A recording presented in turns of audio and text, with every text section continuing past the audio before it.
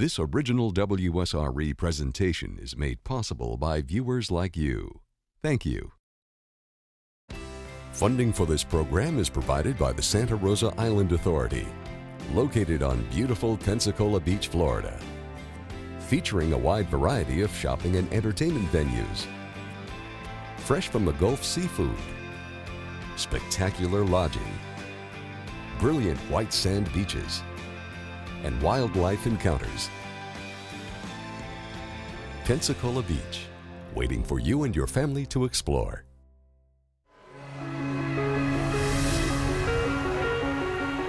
The aroma of sugary funnel cakes and caramel-covered apples. The smell of a turkey leg sizzling on a hot grill. The distinctive scent of prize-winning livestock. Nothing says fall is in the air like the many smells of the annual State Fair. It's an old-time tradition of tasty food, fantastic rides, and interesting exhibits.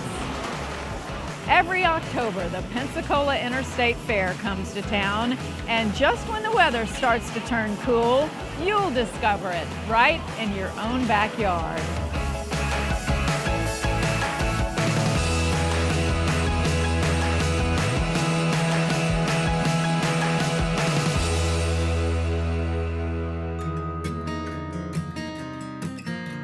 Fairs, by their nature, are about family and tradition. The Frankel family, who run and operate the fair, have been keeping that tradition alive for more than 70 years. My dad actually founded the fair back in 1835. It's Johnny Frankel Sr. And our first fairgrounds was down on the corner of Cervantes and Pace Boulevard. It's just a 1 acre lot. Had a few cows and a few chickens and a few little rides, you know. And from that, we moved to our location on Pottery Plant Road, which is then, people know it now as Fairfield Drive.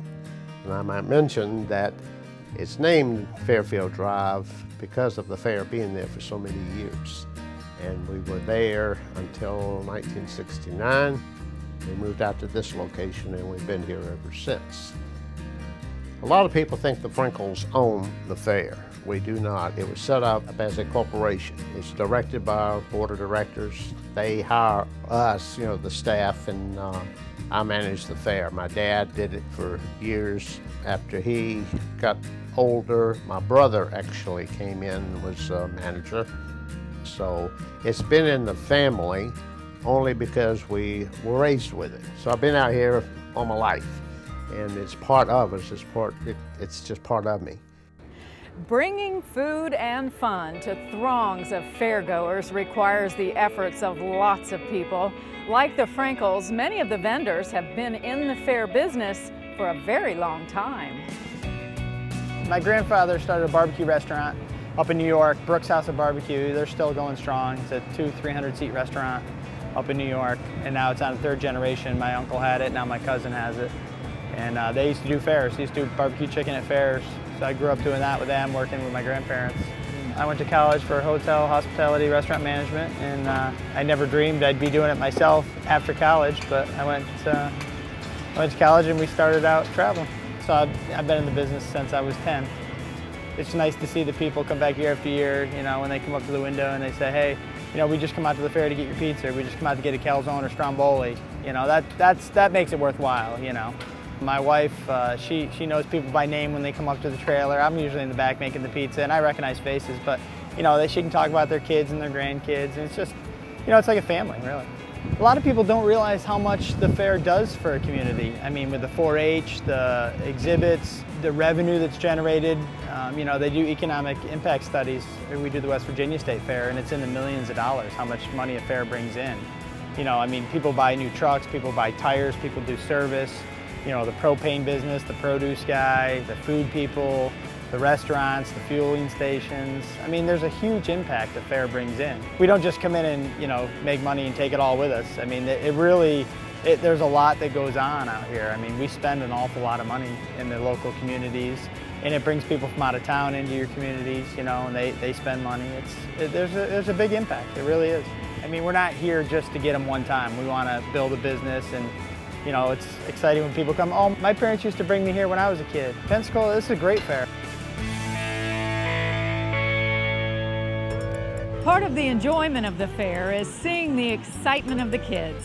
And it's not just the rides that bring smiles to their faces. When they walk into the Eudora Petting Zoo, they enter the world of such creatures as Melman the giraffe. Tell me about this guy. Melman. He seems to be the main attraction. He is. He's a star. He's 3 years old, and we've had Melman since he was about 8 months old. He's had the opportunity to go to a lot of different places, and when he's not doing events like this, he's on our drive-through park, and he's part of that. Oh, okay. Now, how do you get him here? My goodness. Melman has his own 18-wheeler trailer that, and he goes right in. He's halter trained, and so he goes up just like a horse, and it's heated and air conditioned, so he gets the life of luxury. You notice his tongue, it's over 18 inches, it's the longest tongue in the world, and it's prehensile. So in other words, he can reach just like a finger and grab things. And so part of his tongue's actually black. And the reason for that is they only sleep about 30 minutes a day. The rest of the time they're eating, and that protects them from the sun, because the tongue is always exposed to the sun. Always out. Yeah. Just fascinating. It is. Now, how does he respond to all the different people that are here all the time? Well, he's great. You know, it's really a really good atmosphere for him because he gets the opportunity to get fed, and he's out of the hot sun, and he's in the shade, and people, you know, seem to really enjoy him, and he enjoys them as well. He's a happy animal. He is. Giraffes are not the only example of nature's creativity to be found at the fair. The petting zoo features a wide variety of animals, ranging from an African eland to a ring-tailed lemur. I have animals on exhibit from all over the world, so it offers an entire family opportunity to come and to get up close and to learn some interesting facts about these different animals, and also to be able to interact with a lot of them. From the African Watusi to zebras, camels to yaks. It's a great opportunity for us to have the opportunity to work with these animals, but then most importantly to give people the opportunity to see them up close and to learn some things about them and to learn about their habitats and just to see the enjoyment and the thrills. What's so neat when you see people when they're walking by our exhibit and they see the giraffe just out of the corner of their eye, just to see that wow effect, and I think that's what's extremely rewarding for people to get that opportunity to get up close and to really be able to interact and to learn some neat things about some of these animals. It's one thing to see it on television or on the computer, it's another thing to touch and feel. Hey Melman, I got something for you. Here's another one. Oh, there's another one. There you go. Well, Mark, thank you so much. It's You are so welcome. fascinating. Thank you. Eudora Farms also has a unique exhibit of 400 parakeets that provides an experience that is truly up close and personal. Hey guys, welcome to the Parakeet Adventure at Eudora Farms. I'm from Jacksonville, you know, and then I moved to Coweta County, Georgia, and these guys came through. I took my daughter, and she loved it, and so she wanted me to do it. So I went up there and asked them, man, and the spot came open, and I took off with them. I mean, of course, the petting zoo, you know, it's got exotic animals. They're gonna have a lot of people come through there, but this one right here, I mean, this is the main attraction right here. This is where it's at. It makes me feel like I'm Ace Ventura. I can make all these birds fly around at one time, and you can actually feel the wind off of the birds. I mean, it feels like somebody turned on a big fan in it. It's just $3 for a feet stick. We bring the kids in. They have no time limit. You know, they just keep their feet still. As you can see, there's birds around everybody's feet right now. You know, they love it. They love it. And if an up-close and personal experience with the parakeets doesn't tickle your tail feathers, there are also camel and pony rides as well. The high-flying helicopter ride offers a spectacular view of the Midway and all the fairground attractions. Most fun for me is hearing the noises that people make when you first take off. It's always a woo or an ah, you know, because it's a very different sensation, especially for kids. You know, you get to see their faces light up and everything. It's that never gets old. Never gets old.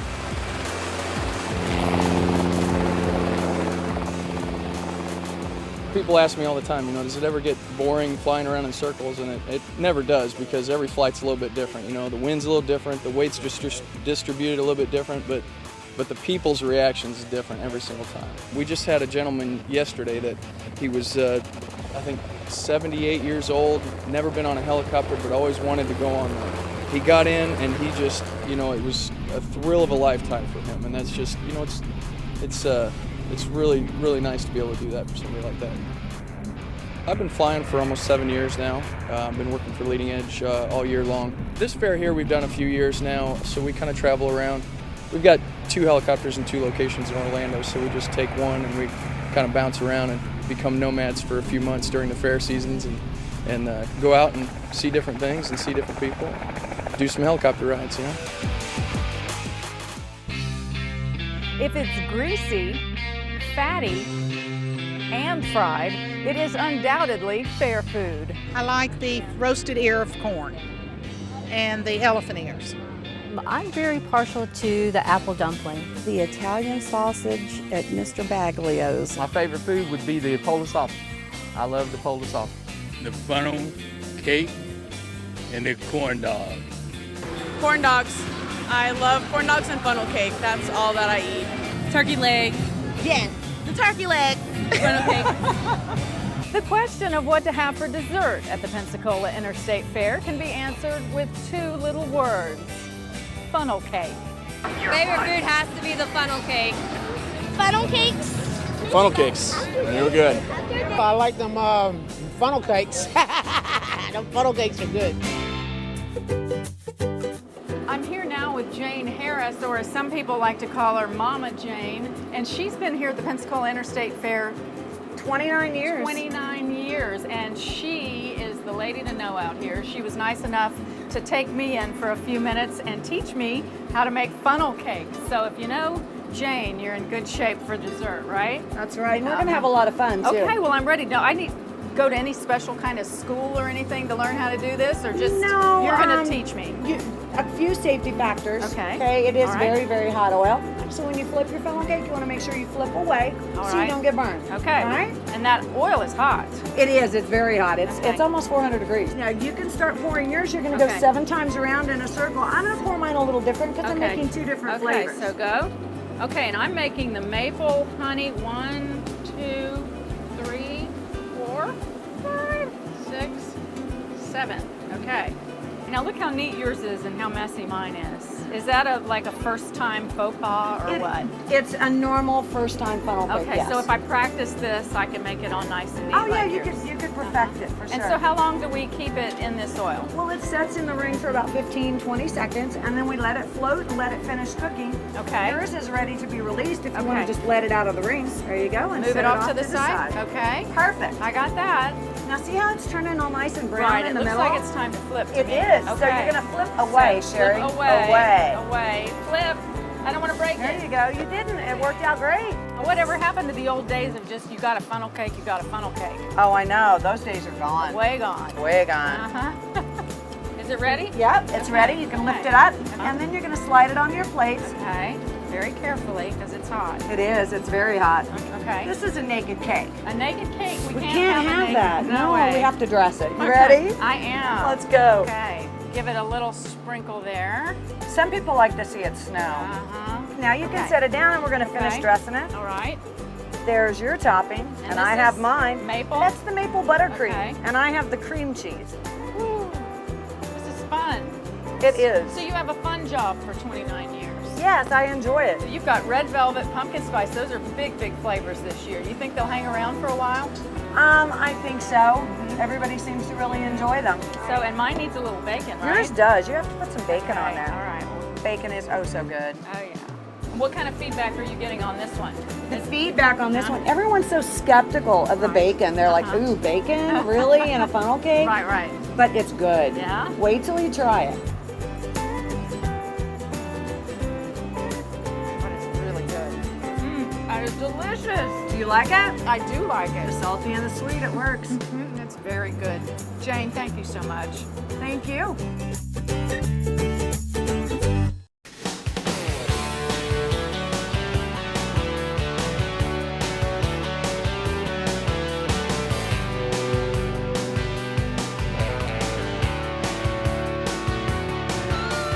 Agriculture exhibits celebrate heritage and culture. They inform the public and provide friendly competition for the participants. Me and my dad run the poultry barn. We've done it for years and years, so we make sure that we get enough birds for everyone to see, a good variety. We start with the top 10 birds, starting at Grand Champion coming down. Each bird has its own standard that it's supposed to be. The judges looks for all the characteristics. Then he goes to the cleanness, shape, size, and color. There are about 15 to 16 different breeds, a lot of varieties of them breeds.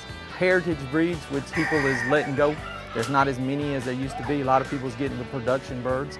This here is a barred Plymouth Rock, which is a heritage breed. You can see how big he is. If you get one from the hatchery, he won't be nowhere near this size. But these birds here I show all over the place. They really do well for me.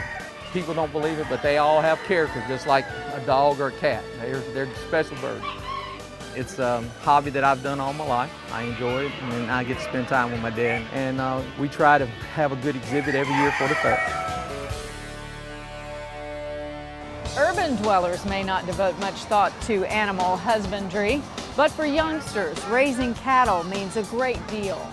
This is a youth livestock show, or beef show, and this is a culmination of their youth livestock project. And they come in and they exhibit the animals. The show itself is based upon two types of approaches. The first part is to evaluate the animal. The second part of that is showmanship, and that's where you're actually judging the youth as how they present their animals. I think it's exciting. All the people out in the crowds and all that. The first time I showed her, she was really small, and now she's big. The cow weighs 1150. That's really big. And she has a bull friend right beside me here, and she's just a good cow. Mainly for me, it's having fun, getting to see people you don't get to see all year, and just having fun showing cows, competing against good friends. My black bull calf, she won Supreme Bull Champion, and my heifer right here, she won first in her division. I've been showing cows for 4 years. I would recommend anybody at least trying it for a year or so, and it taught me responsibility and how to take care of something besides myself, and I feel like it made me a more responsible person as I grow into an adult age. A lot of people, when they think about the fair, they only think about the rides and the lights and the food and all that good stuff, and you know, that's great, but you know, there's a lot more to the fair than just that. For me, personally, you know, the livestock, it brings something extra for everybody. You know, most people are at least 3 generations removed from the farm. So, you know, I heard a guy, he was over here looking at my calf, and he's like, yeah, I think my granddad was a farmer, you know? And he doesn't really know anything about it. It's like the first time he ever touched a calf. Agriculture, it's really not given enough credit today. I mean, the world population's exploding, and there's, you know, going to be a shortage of food in the next 20 to 30 years. And it's this next generation right here that's going to be supplying that. So anything we can do to get them interested in it, that's our #1 goal. You know, for us that are still farmers, it's a great way to show off what we do. Really, it's all for one great purpose, to get kids interested in agriculture. It's just a great thing all around. The fair is where agriculture, industry, education, and creativity come together. In many respects, it can provide an educational experience for the whole family. I know people get all excited about the entertainment and they get excited about the midway, but the fair itself really is the exhibits. We have, you know, thousands of individuals that show their photos or their flowers or their cars or their antiques, or, you know, whatever particular division they have. It's just so educational, so much to see and so much to do. And it's a great showcase, really, for people to show their talents here, local talents. And we got a lot of talent in Pensacola. We have people that come from all over the United States that come to look at this building because this type of promotion for what used to be extension homemakers and 4-H and agriculture and stuff, It's a dying breed. I mean, when you go to a fair in these other parts of the country, it's a fair. It's just the rides. And so we're just very proud of this building. It's an opportunity for Home and Community Education Association to kind of educate the community with our involvement. And also it presents an opportunity for the membership to be able to do their canning, their crafts, their different arts, and submit them to the country store. And that way it's a fundraiser for us. And then the funds are often used for 4-H scholarships and to support other community projects that HCE is involved in throughout our county.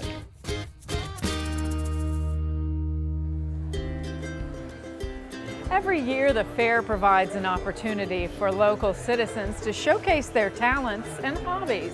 My name is Nick Kirby, and Donnie Carlisle and I run the custom car show for the fair. We've been doing it for 10 years, and it's been at the fair for probably 25 to 30 years.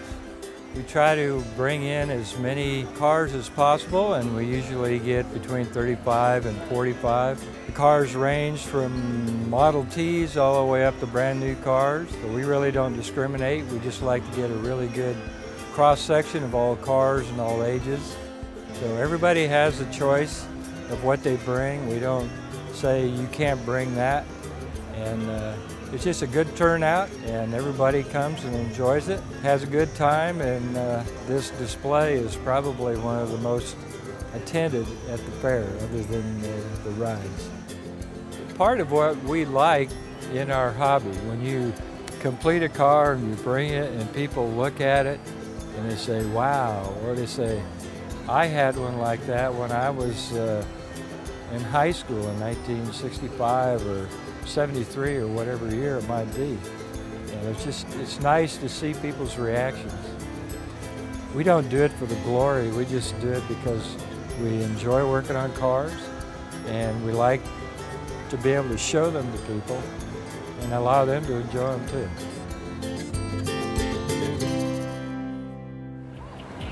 Nothing says fair like the Ferris wheel, especially at sunset from the top of the turn. And as the sun goes down and the lights get bright, well, that's when the party really begins.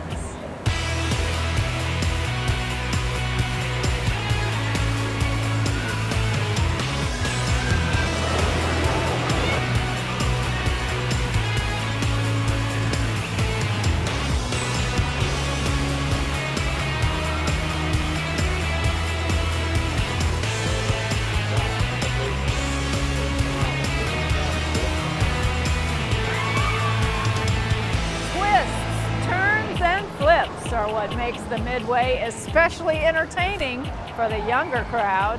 Well, the Midway, of course, is very popular among the younger people. I'm too old to get on those rides and ain't gonna do it because they turn you every which way but loose now, you know. But we have gone around, like I say, to all the fairs in the country, and we have one of the, if not the leading Midways in the country. The Midway is brought to the fair by Ridehofer Shows, which has been in business for over 100 years.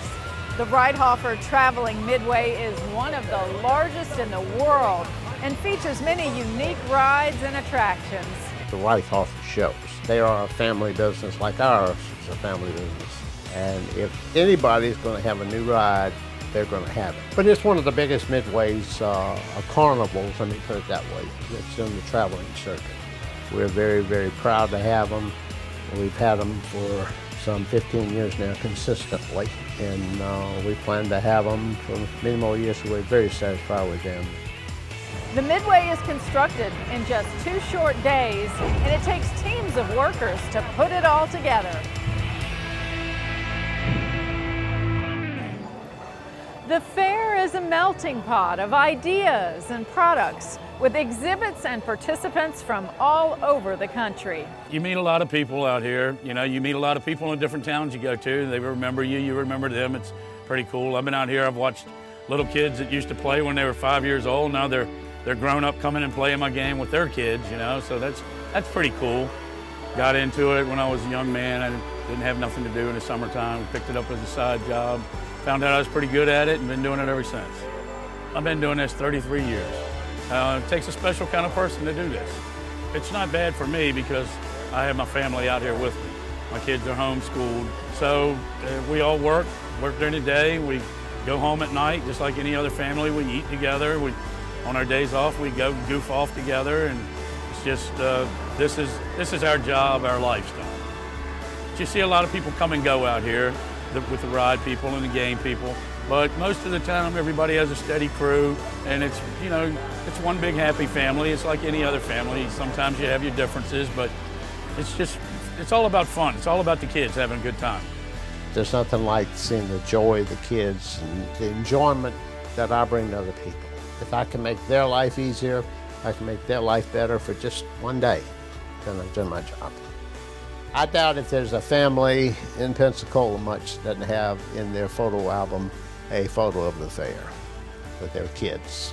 So the fair has been a major part of Pensacola, and it's entertainment for 79 years. So we just invite everybody really to come out and enjoy the fair, have fun. That's what it's all about, have fun. The Pensacola Interstate Fairgrounds are located at the intersection of Pine Forest Road and Mobile Highway, also known as US 90. From Interstate 10, take exit 7 and go south on Pine Forest Road. The fairgrounds will be on your right. We hope you've enjoyed this look at the annual Pensacola Interstate Fair. We'll see you again next time, right in your own backyard.